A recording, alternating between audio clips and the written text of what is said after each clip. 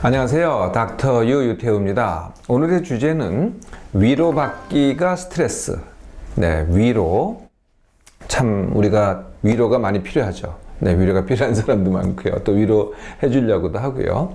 위로의 사전적 의미, 말이나 행동으로 누가 힘들거나 슬플 때 힘을 주려고 하는 것. 이게 이제 위로죠. 그런데 더 많이 쓰이는 거는요. 삶이 지치고 힘들 때 공감해주고 지지해주고 편이 돼주는 거죠. 뭐 가장 흔한 말이 이런 거 아닐까요? 따뜻한 말 한마디. 우리가 따뜻한 말 한마디로 위로를 받는다 이런 얘기 많이 하잖아요. 아니면은 이런 말도 많이 쓰는 것 같아요. 너만 그런 거 아니야. 나도 그래.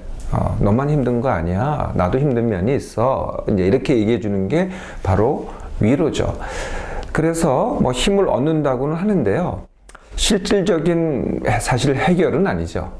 네, 그렇다고 뭐가 달라지는 거는 아무것도 없어요.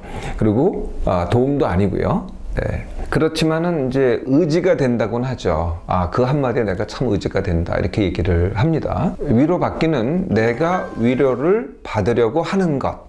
네, 그게 위로받기입니다. 그럼 위로받기는 내가 받으려고 하는 것이니까 누구에게로부터 또는 무엇으로부터가 있어야 되겠죠. 네, 내가 누구로부터 또는 무엇으로부터 위로를 받고자 하는가. 이게 이제 위로받기입니다. 자, 누구에게 위로받기를 원하세요? 네, 가장 가까이는 누구겠어요? 가족, 네, 아니면은 친구, 아니면은 지인, 또 친척, 가까운 사람이죠. 두 번째는 누굴까요? 그래도 나를 아는 사람들. 그래도 나를 아는 사람들한테 뭐 멀리 있다고 하더라도 위로받기를 원하겠죠. 그런데요, 요즘은요, 나를 모르는 사람한테 위로받기를 원하는 경우가 많습니다. 어떤 방법으로? 네, 그게 인터넷 또는 SNS입니다. 네, 거기 보면은 뭐 아이디가 있기는 해요. 근데 생면부지예요. 네, 모르는 사람이죠. 근데 모르는 사람한테 위로 한마디를 받기를 원하는 사람들이 잘 보세요. 의외로 많습니다. 자, 지금까지는 사람인데요. 또 무엇으로 위로를 받습니까? 네, 제일 많이 위로받는 게 사람이 아닌 게 뭔지 아세요? 네, 먹기와 술입니다. 네, 먹어서 위로받아요.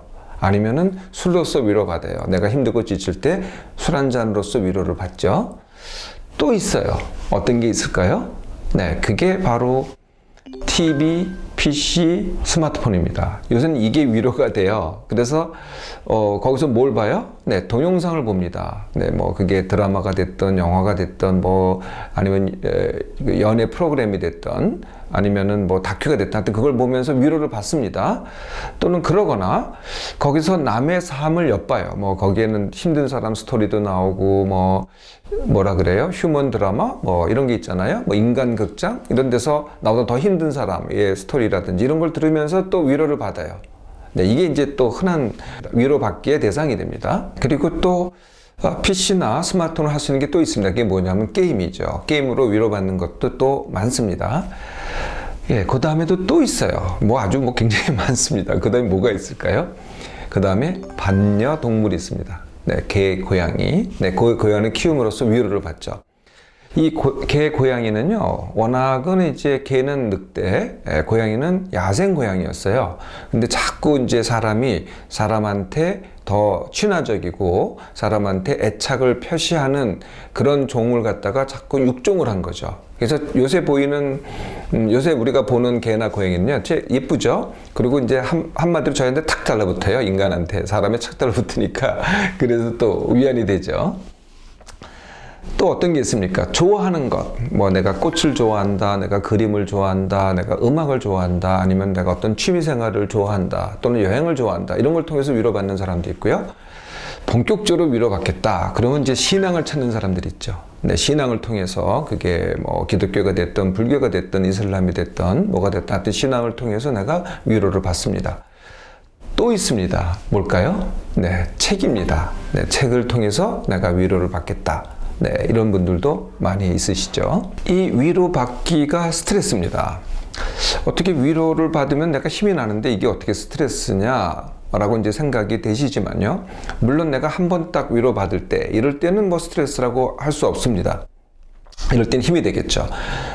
스트레스가 되는 거는 뭐냐면은 이것이 반복되거나 지속될 때입니다. 그러니까 위로받기가 지속되거나 반복될 때. 그게 왜 그럴까요? 네, 위로라는 것은, 위로받기는 우리 의학으로 보면은요, 진통제하고 같습니다. 네, 그러니까 증세에 도움이 돼요. 네, 증세를 경감시켜 주기는 하지만은 그게 생긴 원인이 있을 거 아니에요. 두통이면 두통, 뒷목에 통증이면 통증, 허리에 통증이면 통증. 이것을 진통제로 안 아프게 했다고 원래 원인이 없어지지 않잖아요. 네, 이게 이제 스트레스의 원인이 된다는 거죠. 다른 말로 하면은 위로받기에 의존하면 할수록 어떻게 됩니까? 네, 내가 내 원래의 문제, 그러니까 내 위로가 필요했던 그 원래의 문제가 지속되거나 악화됩니다. 네, 그 이유가 뭐냐면은 위로받기를 이제 찾아야 되잖아요. 이게 저절로 주어지는 게 아닙니다. 내가 찾아야 주어지는 거죠. 인터넷 찾겠다면 인터넷에 뭘 올려야 되는 거고요. 책을 읽어야 되는 거고요. 예를 들면은 교회에 가야 되는 거고요. 아니면 내가 반려동물을 키워야 되는 거고, 이런 걸 해야 되잖아요. 그 자체가 이미 내 시간과 노력과 기력을 뺏어간다는 거죠. 네. 그래서 기력이 소모가 돼요, 이미. 네, 시간과 기력이 소모가 되죠. 그러면 어떻게 돼요? 내가 현재 나한테 당면한 문제, 네, 이걸 내가 해결을 해야 되는데, 거기에 그 기력을 쏟아야 되는데, 못 쏟게 되는 거죠. 네, 그만큼 내가 줄어들게 되는 거거든요. 사실은 힘이 된다고 하지만은 거기에 기력을 쏟기 때문에 오히려 소모가 돼서 정작 내가 문제 해결했어야 될 걸 갖다가 못 쓰게 되는 겁니다. 그러면 문제가 어떻게 돼요? 지속되거나 악화되는 거죠. 여기 또 숨어 있는 또 하나가 있어요. 그러니까 문제를, 내가 이제 어떤 당면한 문제가 있어요, 나한테. 현실성의 문제가 있는데요. 거꾸로요, 이거를 회피하기 위해서 위로받기를 찾는다는 거죠. 네. 그럼 어떻게 되겠어요? 회피하면 할수록 더 문제가 악화되겠죠. 이것도 이제 또 숨은 이유 중에 하나입니다.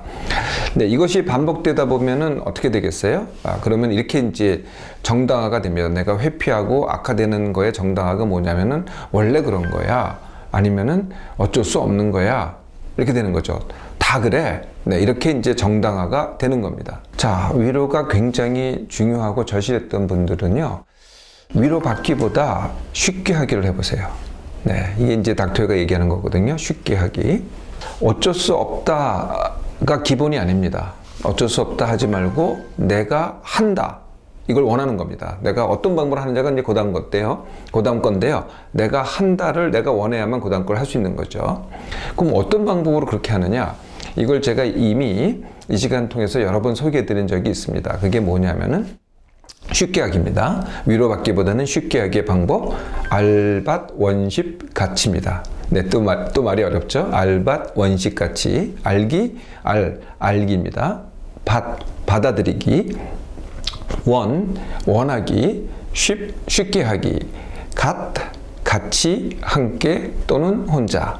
네. 그 다음에 마지막이 이롭게 하기입니다. 그러니까 맨 마지막에 내가 어떤 걸 했는데 나한테도 이롭고, 혹시 관여된, 그게 누가 됐던, 남이 됐던, 누가 됐던 그 남도 같이 이롭게 하기. 이게 알밭 원식 가치. 한번 연습해 보세요. 내가 이 상황을 내가 제대로 알고 있는지, 두 번째 내가 그걸 받아들이고 있는지, 혹시 못 받아들이는지.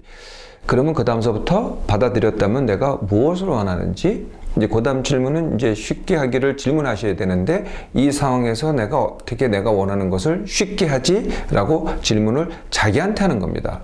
일단 자기한테 해야 내가 답을 낼 수가 있는 거죠.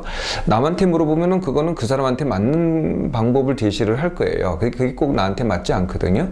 자신한테 먼저 물어보세요. 찾다 보면은 반드시 답이 나옵니다. 같이, 함께, 또 혼자. 그것을 혼자 할 것이냐, 같이 할 것이냐, 함께 할 것이냐. 같이와 함께의 차이는, 같이는 생각도 같고, 뜻도 같고, 행동도 같고, 태도도 같고, 이게 가치고요. 함께는 그게 다 달라도 됩니다. 그래도 그것을 함께 할 때, 이게 함께인 거죠. 또 혼자 해도 됩니다. 네, 알밭 원십 가치. 자, 또 이런 말도 있어요. 네, 위로받기보다는 위로주기. 이것도 있죠. 네, 위로받기보다는 위로주는 사람이 되자. 이런 이제 얘기도 있는 것 같아요. 닥터유는 위로주기보다는요, 동의하되 스스로 하게 하기입니다. 동의하되 스스로 하게 하기. 예, 그러려면은요, 그 남의 문제에 안타깝게 생각하지 말으셔야 됩니다. 첫 번째. 두 번째, 그것이 어떻게 잘못됐으니 이렇게 하거나 저렇게 해라 라고 가르치거나 도와주지 말라는 거죠. 그런데요, 내가 혹시 비슷한 걸 겪었거나 그랬으면은 내가 스스로 겪었던 거를 얘기해 주시면 됩니다. 아니면 현재 겪고 있다고 한다면 겪고 있는 걸 그대로 얘기해 주시면 된다는 거죠. 그리고 혹시 내가 그것을 쉽게 하기를 하셨다면은 난 그럴 때 이렇게 쉽게 했어. 이거는 얘기해 주셔도 돼요. 그래서 그 사람의 문제에 공감보다는 동의를 해주는 거거든요. 아, 그런 문제가 있구나 라고 동의해 주고요. 스스로 그 문제를 해결하게끔 내가 옆에서 함께 있어 주는 거죠. 근데 내가 이렇게 나의 얘기를 들려주고 내가 이렇게 쉽게 한 걸 가르쳐 줬다고 하더라도 그게 그 사람한테 꼭 맞으라는 법이 없거든요. 나는 그렇게 했다고 얘기했을 따름이지. 그러면은 이제 저 사람이 그걸 받아들일 수도 있고 상대방이 안 받아들일 수도 있습니다. 내가 위로를 나한테 청한 사람이 받아줄 수도 있고 안 받아줄 수도 있고. 그래서 다른 방법으로 하더라도요, 그거는 전혀 개의치 마세요. 나하고 다른 방법으로 한다고 할지라도 전혀 실망하지 마세요. 꼭 나하고 똑같이 했다고 똑같은 결과가 나오는 게 아니거든요. 상황이 다르기 때문에 그분이 생각해보고 자기 방식대로 할 때, 이럴 때가 가장 좋은 결과를 가지고 오고요. 그리고 스스로 서게 되는 방향으로 갑니다. 위로는 달콤합니다. 그러나 반복된 위로는요, 스스로 설 수 있는 나를 혼자 설 수 없게 만듭니다. 이제부터는요, 위로받기보다는 쉽게 하기를 해보세요.